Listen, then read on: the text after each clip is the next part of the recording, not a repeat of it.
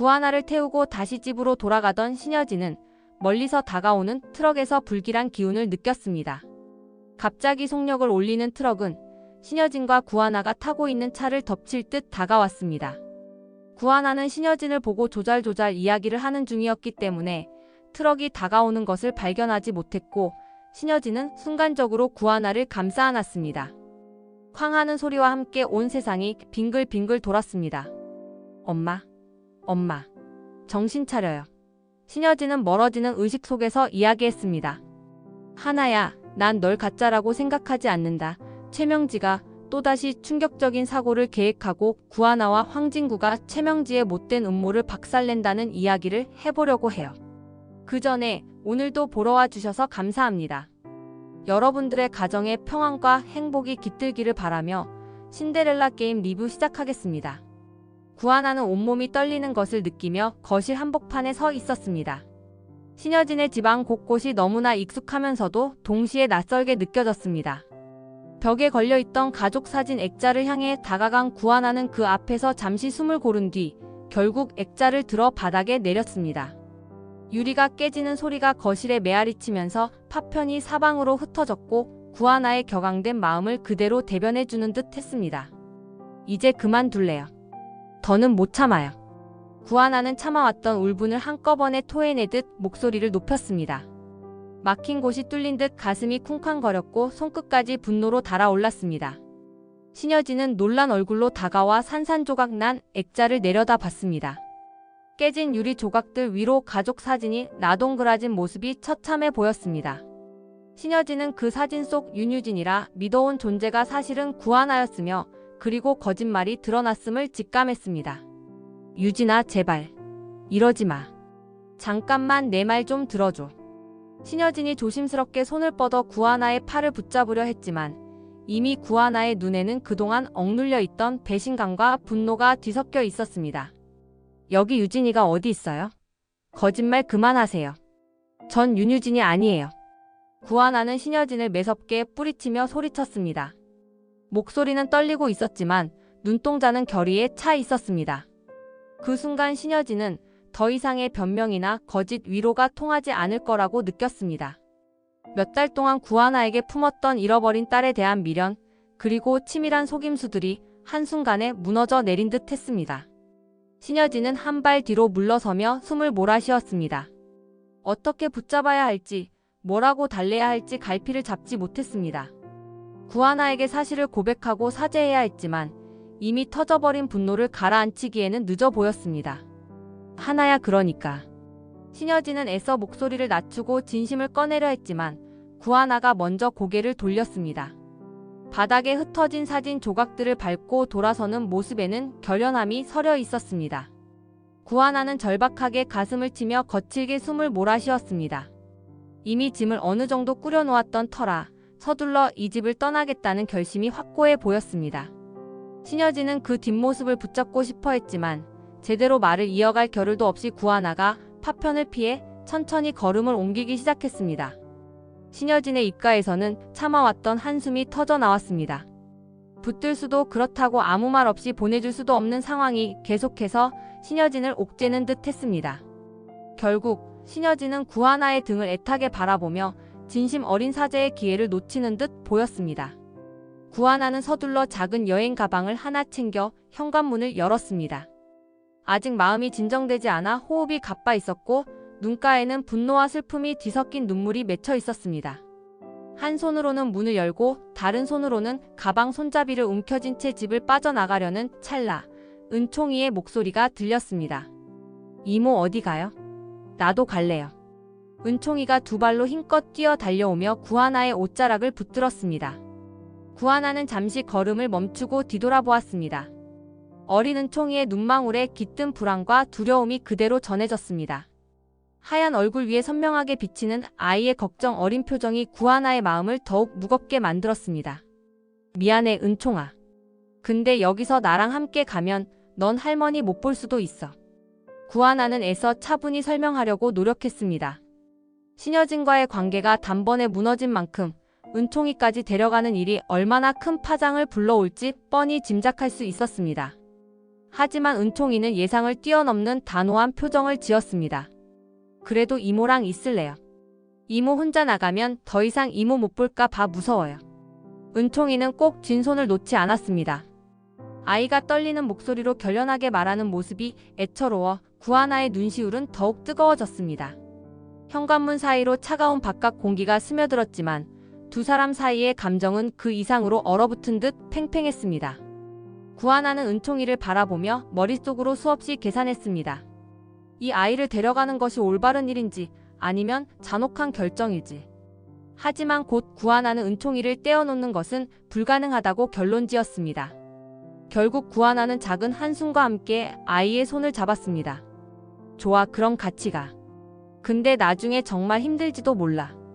은총이는 고개를 끄덕이며 눈물을 훔쳤습니다.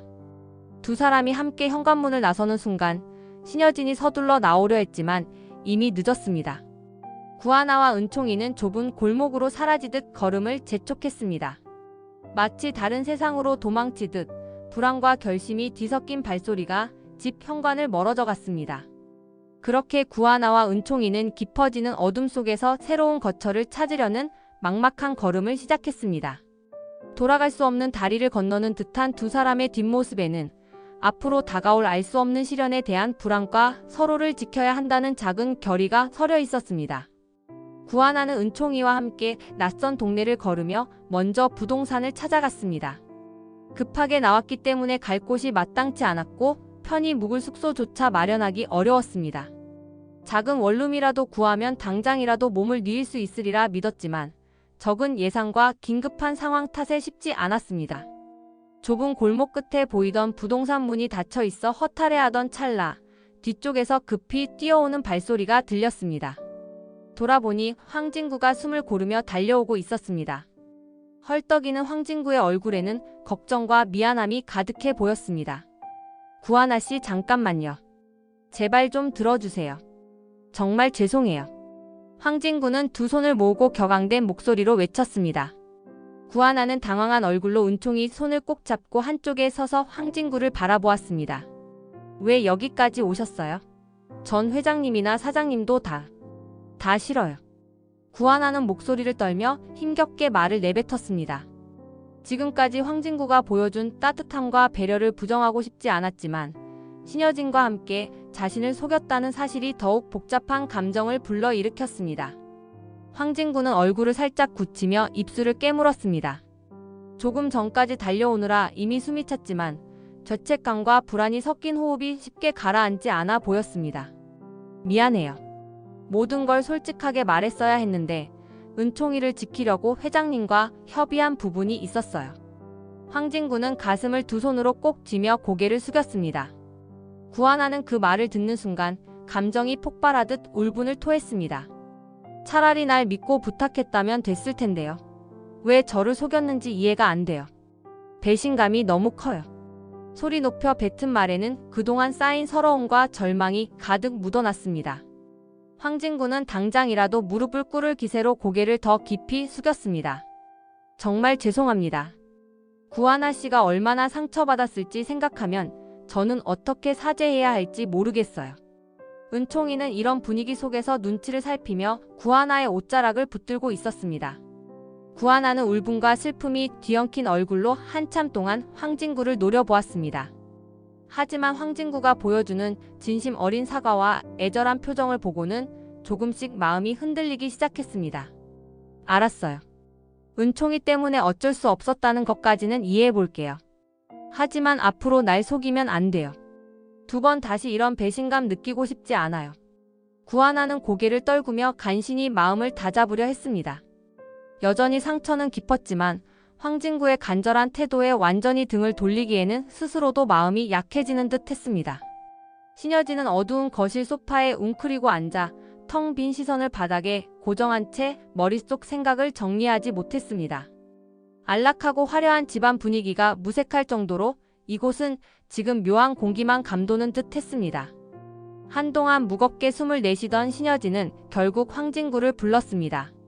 황진구가 조심스러운 걸음으로 거실에 들어서자 신여진은 건조한 목소리로 입을 열었습니다.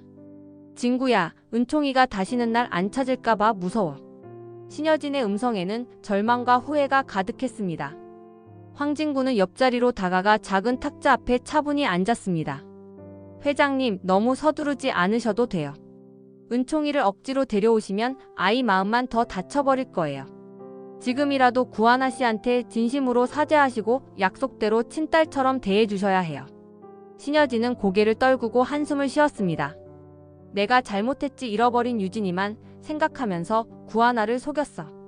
근데 그 아이는 분명 내게 따뜻함을 느꼈을 텐데 이젠 어쩌면 좋을까. 황진구는 잠시 망설이다가 결심한 듯 말을 이었습니다. 구하나 씨도 많이 힘들어하세요. 회장님께 진심으로 마음을 열었다가 배신감을 느낀 거니까요. 이번 기회에 직접 찾아가셔서 무릎이라도 꿇고 용서를 빌어야 해요. 신여진은 호흡을 가다듬으며 속마음을 털어놓았습니다. 난 사실 구하나를 진짜 딸처럼 생각했어. 처음엔 윤유진 대신이라고만 여겼는데 이제 정말로 구하나가 내 딸이었으면 했어. 그런데 이런 식으로 다 무너질 줄 몰랐지. 황진구는 신여진의 두 손에 조심스럽게 손을 올렸습니다. 회장님, 아직 늦지 않았어요. 은총이도 구하나 씨도 모두 사랑이 필요해요. 진심으로 사죄하시면 분명 용서받을 수 있을 거예요. 신여진은 잠시 눈을 감았다가 천천히 고개를 끄덕였습니다. 알았어. 진정한 엄마로서 사죄하고 구하나를 다시 품겠어. 거실에 깔린 정막 속에서 신여진은 마음 한편을 파고드는 죄책감과 새로운 결심 사이를 오가며 힘겹게 숨을 몰아쉬었습니다.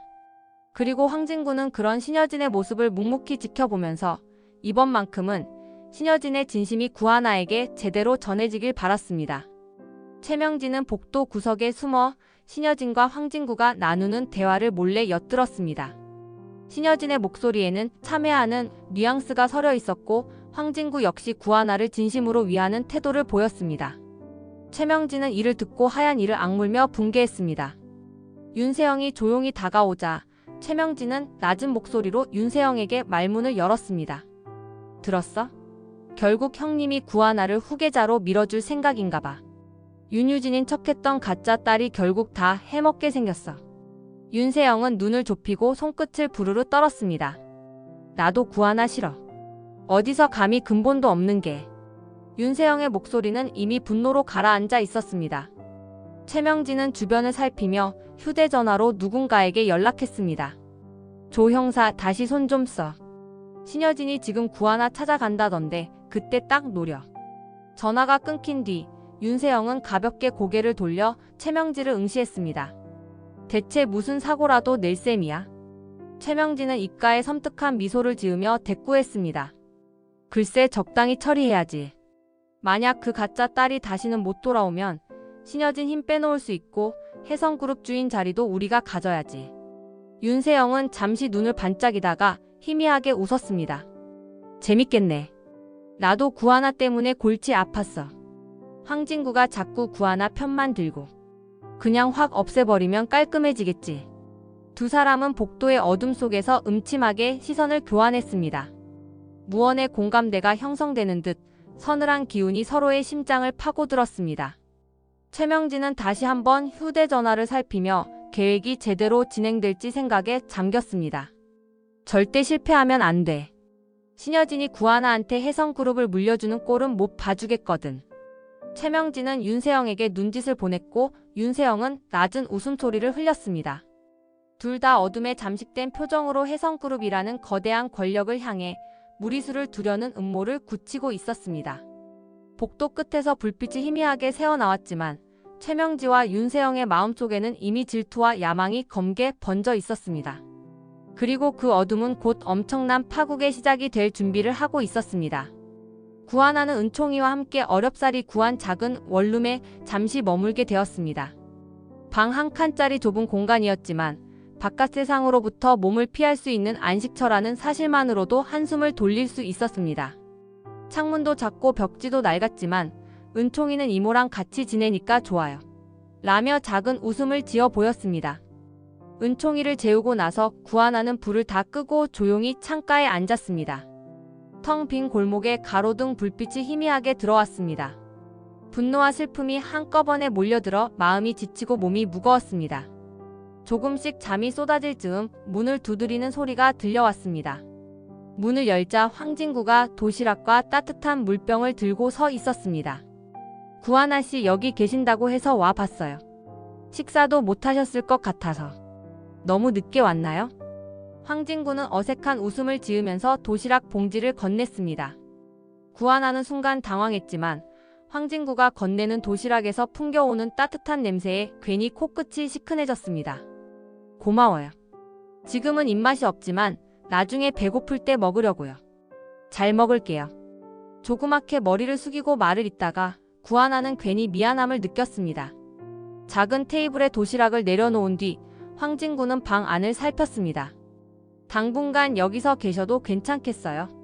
아까 회장님이 용서를 못 받을까 봐 걱정하신다고 하셨는데 사실 지금 많이 뉘우치고 계세요. 구하나는 담담한 표정으로 바닥을 보다가 입술을 굳게 다물었습니다. 회장님이 정말 저를 딸처럼 받아주시면 은총이도 편안해질 것 같아요. 그래도 아직은 제가 마음을 다 열기가 쉽지 않아요. 황진구는 조심스러운 표정으로 구하나에게 다가갔습니다. 구하나 씨 이번에 회장님이 직접 사과하러 오신다고 하세요. 은총이도 보고 싶어 하신다고 하고요. 그때까지 별일 없이 지내시면 좋겠습니다. 구하나는 고개를 끄덕였지만 마음 한편에는 여전히 경계심이 자리했습니다. 신여진의 진심을 완전히 믿기엔 아직 배신감이 남아 있었습니다. 그래도 황진구가 보여주는 배려에 살짝 안도감이 들었습니다. 조용히 자고 있는 은총이를 바라본 뒤 구하나는 작은 목소리로 말했습니다. 정말 고마워요. 사장님 아니었으면 전 아무데도 못 갔을 거예요. 황진구는 가슴속 깊은 곳에서 미안함이 다시 올라오는 듯 고개를 천천히 숙이며 혼잣말하듯 답했습니다. 앞으로는 구하나 씨를 절대 속이지 않을게요. 그 약속만큼은 꼭 지키겠습니다. 방 안에는 어둠이 깔려 있었지만 둘 사이에는 희미한 온기가 번져 나왔습니다. 그리고 그 온기가 배신과 오해로 가득한 혼돈의 시간을 잠시라도 덮어주기를 바랐습니다.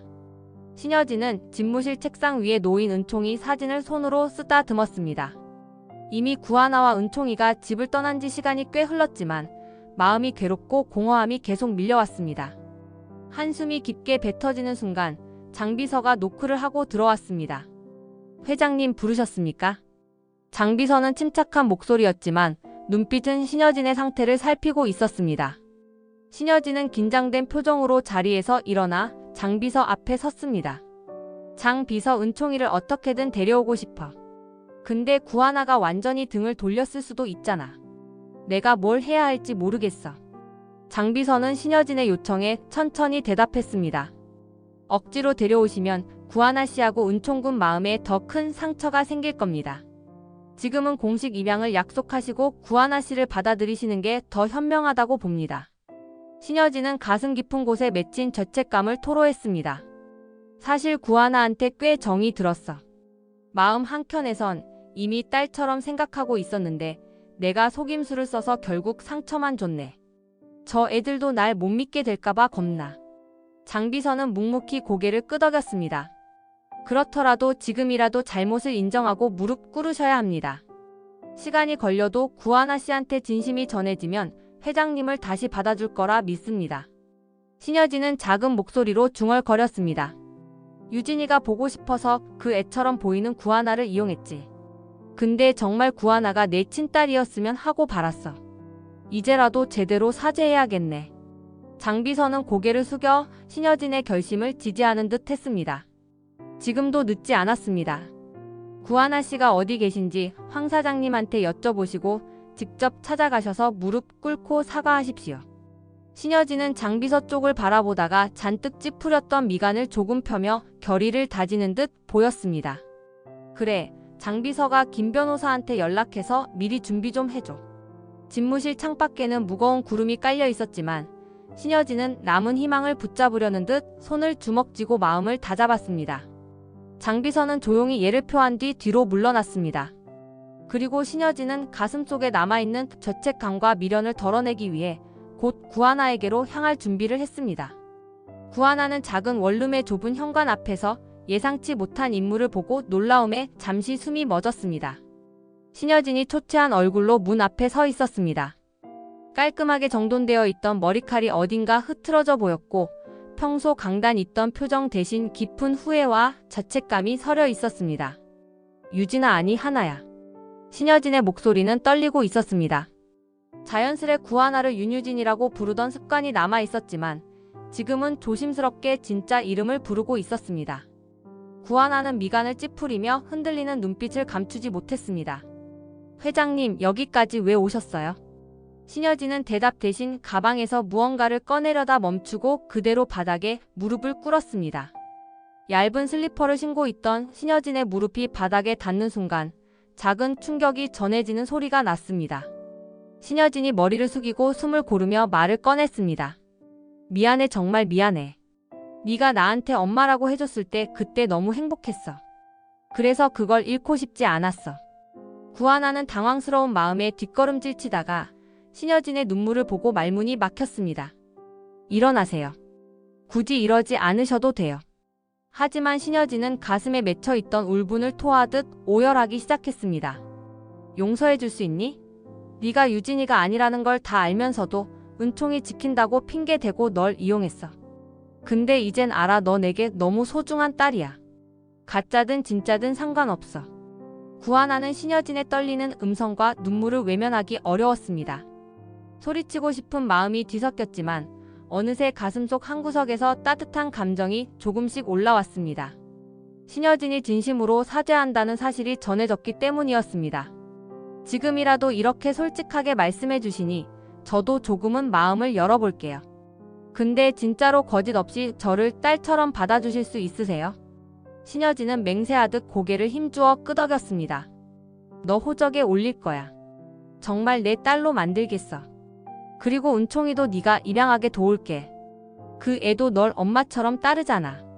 그 순간 구하나의 마음속에 응어리져 있던 배신감이 조금씩 사라지는 기분이 들었습니다. 신여진이 흘리는 눈물은 허울뿐인 연기가 아니라 과거의 잘못을 통감하며 진심 어린 용서를 구하는 소리처럼 들렸습니다.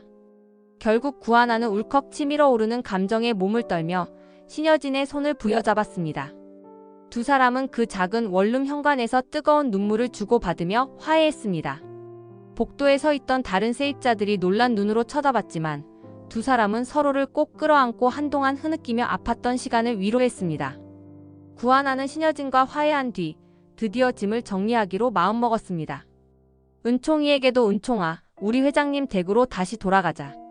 라고 말하자 은총이는 환하게 웃으며 이모 진짜로 거기로 돌아가는 거예요. 라고 기뻐했습니다. 아직 모든 상처가 아문 것은 아니었지만 적어도 새로운 시작을 할 용기가 생겼습니다. 구하나는 원룸 앞에 놓인 여행 가방을 끌고 신여진과 나란히 차까지 걸어갔습니다. 골목 입구에는 황진구가 초조한 표정으로 서 있었습니다. 황진구는 한눈에 보기에도 걱정이 가득한 얼굴이었습니다. 구하나와 신여진이 함께 있다는 것을 확인하자 황진구는 안도의 숨을 내쉬었습니다. 두 분 조심해서 가세요. 혹시 이상한 느낌 들면 바로 연락주세요. 황진구는 문을 열어주며 안전벨트를 확인해줬습니다. 구하나는 살짝 미소를 지으며 대답했습니다. 고마워요. 구하나는 수줍게 웃었습니다. 황진구는 그 모습을 보고 미묘한 표정을 지었습니다.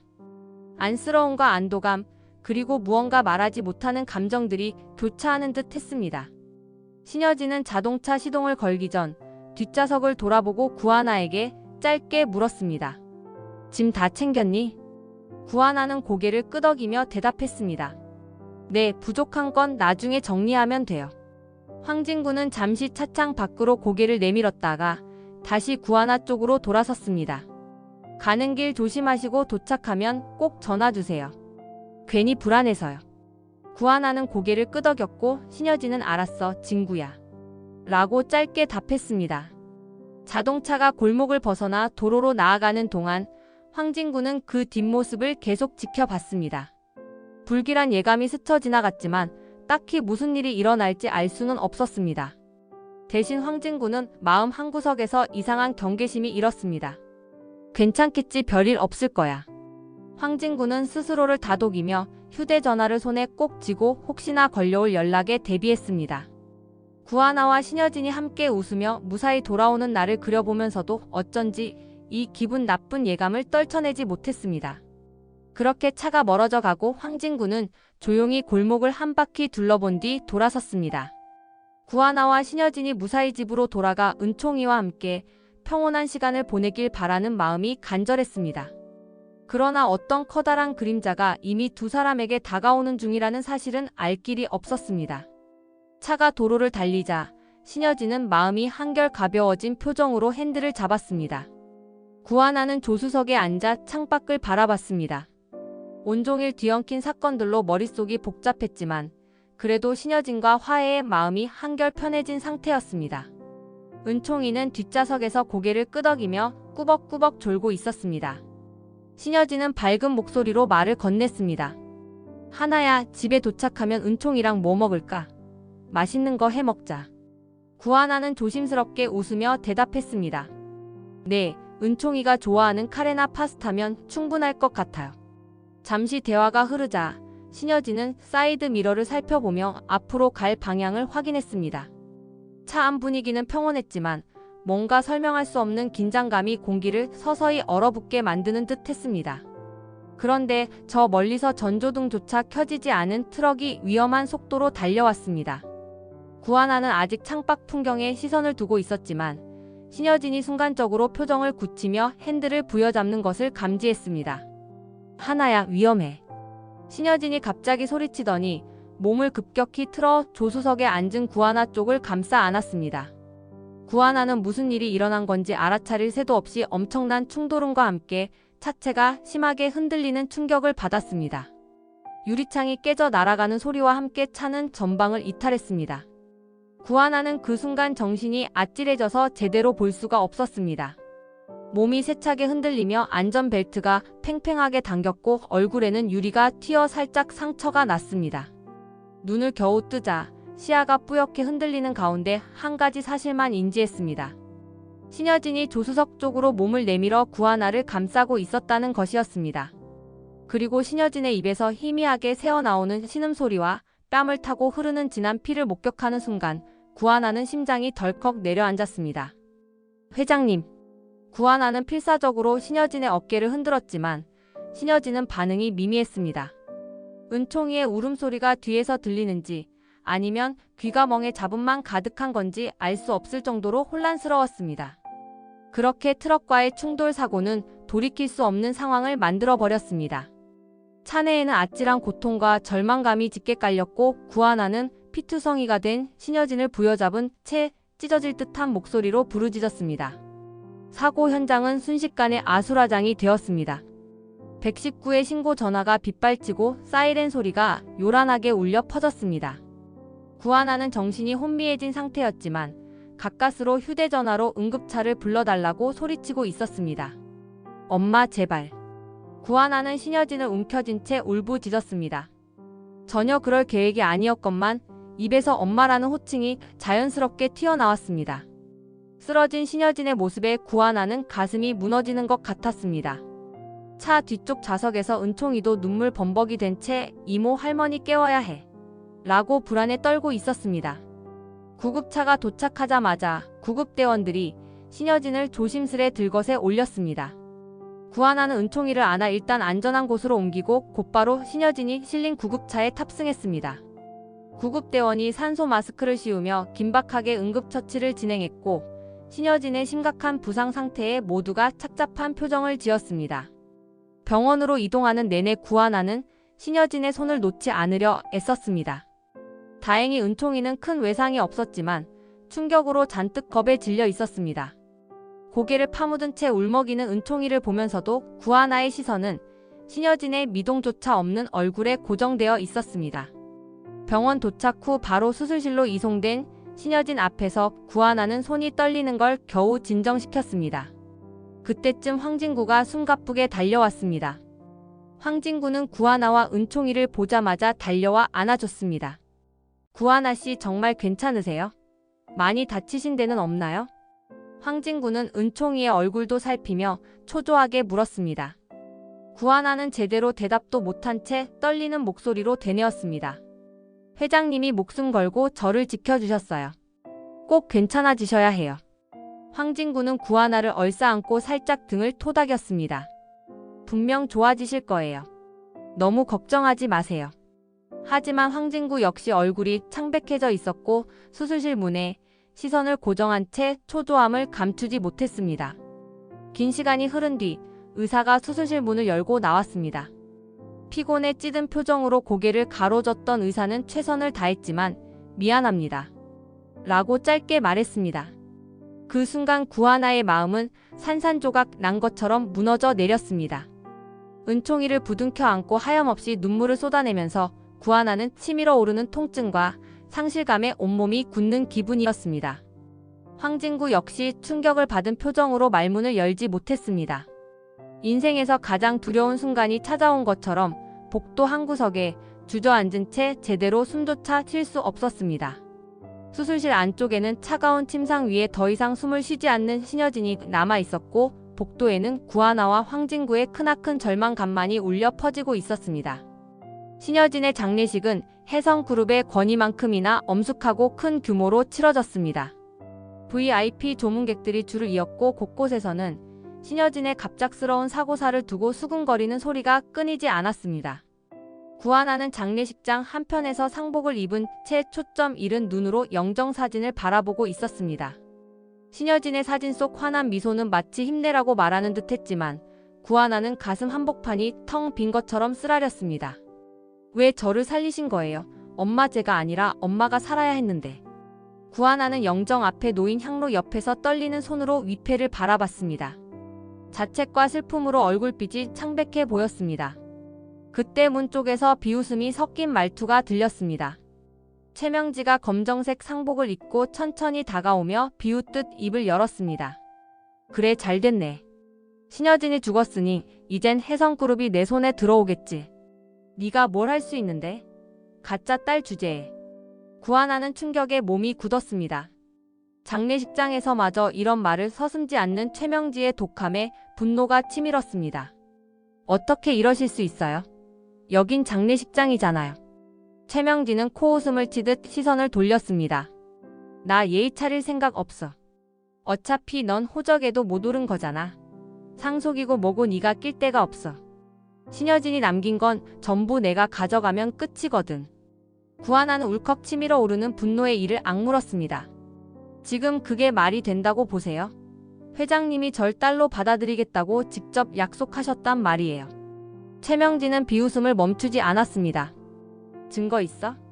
법적으로 아무것도 안 돼 있잖아. 넌 그냥 가짜 딸일 뿐이야. 현실 좀 직시해. 장례식장 한가운데서 벌어진 충격적인 대화에 주변 사람들이 웅성거리며 지켜봤습니다. 구하나는 최명지를 노려봤지만 최명지의 얼굴에는 반성의 기색이라고는 전혀 없어 보였습니다. 사람이 어떻게 이렇게 잔인할 수 있죠. 구하나는 떨리는 목소리로 간신히 내뱉고 영정사진 쪽을 향해 고개를 숙였습니다. 이렇게 참혹한 말을 듣고 있는 현실이 믿기지 않았습니다. 최명진은 비열한 웃음을 남긴 채 장례식장의 다른 구석으로 사라졌습니다. 영정사진 앞에 남겨진 구하나는 눈물을 머금고 신여진의 사진을 다시 바라봤습니다. 엄마, 지금 무슨 일이 일어나고 있는지 알고 계시나요? 하는 마음속 절규가 들려오는 듯 했습니다. 장례식이 어느 정도 진행된 뒤 황진구가 차분한 발걸음으로 장례식장에 들어섰습니다. 곁에는 중년의 변호사가 함께 있었습니다. 구하나는 최명지의 도발 이후 크게 동요된 상태였고 황진구를 보자마자 미약하게나마 안도감을 느꼈습니다. 최명지는 여전히 장례식장 한쪽에서 불편한 표정으로 지켜보고 있었습니다. 황진구가 변호사와 무언가를 주고받는 모습을 보고 최명지는 그 둘을 향해 다가왔습니다. 황진구 지금 뭐 하는 짓이야? 신여진이 죽으면 혜성그룹은 당연히 내 거가 되는 거 아니야? 최명지는 차가운 어조로 황진구를 쏘아 붙였습니다. 황진구는 기척을 느끼고 돌아서서 서류 봉투를 꺼냈습니다. 회장님께서 생전에 남기신 유언장이 있어요. 오늘 그걸 공개하려고 합니다. 황진구는 서류를 꺼내 펼쳤습니다. 변호사가 명확한 음성으로 서류를 낭독했습니다. 신여진 회장님께서는 구하나 씨를 딸로 입양하기 위한 법적 절차를 이미 마치셨으며 본인의 모든 지분과 재산을 구하나 씨에게 상속한다는 내용을 남기셨습니다. 그 말이 끝나자 장례식장 안이 순간 정적에 휩싸였습니다. 최명진은 충격에 휘청거리며 비명을 질렀습니다. 말도 안 돼. 구하나가 호적에도 못 올라갔다고 들었는데. 그러나 변호사는 담담한 표정으로 이어 설명했습니다. 회장님께서 입양 서류에 이미 날인을 하셨습니다. 법적으로도 구하나 씨가 상속권을 인정받을 수 있습니다. 그리고 이 의사는 회장님께서 사고 직전까지 재확인하신 부분입니다. 최명진은 얼굴이 하얗게 질려 비틀거리다 결국 털썩 주저앉았습니다. 말도 안 돼. 이건 다 거짓말이야. 비틀거리며 몸을 가누지 못하던 최명진은 갑자기 머리를 부여잡고 이상 증세를 보였습니다. 주위에서 달려오는 사람들을 뿌리치며 고통스러운 표정을 짓다가 결국 쓰러져 뇌출혈로 의식을 잃었습니다. 장례식장은 3시간의 아수라장이 되었습니다. 황진구는 신속히 구급대를 부르려 뛰어갔지만 최명진은 이미 호흡이 가빠져 아무 말도 못하는 상태였습니다. 뒤이어 도착한 구급대원들은 재빠르게 들것을 가져오며 긴급 조치를 시도했지만 최명진은 회복되지 못했습니다. 구하나는 이 광경을 보고 망연자실한 모습으로 영정사진 앞에 다시 섰습니다. 그리고 황진구가 곁으로 와서 조용히 구하나의 어깨를 붙잡았습니다. 구하나 씨 회장님이 이런 결정을 하신 이유 다 아시죠? 은총이랑 구하나 씨를 지키고 싶으셨던 거예요. 구하나는 눈물을 흘리면서도 결연한 표정으로 신여진의 사진을 바라봤습니다. 네, 절대 잊지 않을 거예요. 엄마가 목숨 바쳐 지켜주신 저랑 은총이, 그리고 혜성그룹 꼭 제가 책임질 거예요. 황진구는 구하나의 손을 꼭 잡고 고개를 끄덕였습니다.